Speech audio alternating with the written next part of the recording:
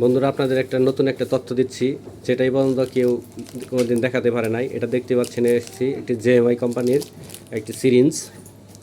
আমি কোম্পানিকে মানে অবহেলা করে বলতেছি না, কিন্তু এটা একটা রেকর্ড। তাই এই যে এই সিরিঞ্জটা দেখতে পাচ্ছেন, এটার সাথে নিডেল দেওয়া নাই, অথচ এটা ইনটেক। আমি কেবল বের করেছি, একটা অ্যান্টিবায়োটিকের ভিতরে ছিল।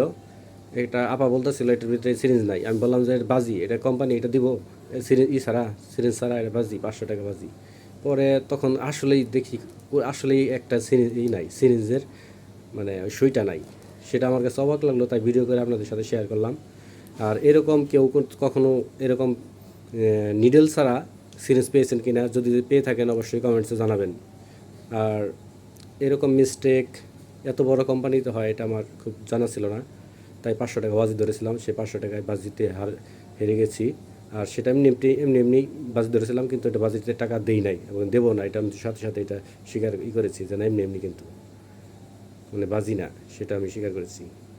দেখুন কত সুন্দর একটি সিরিঞ্জ, 10 সিসির, তার সাথে কোনো নিডেল নেই।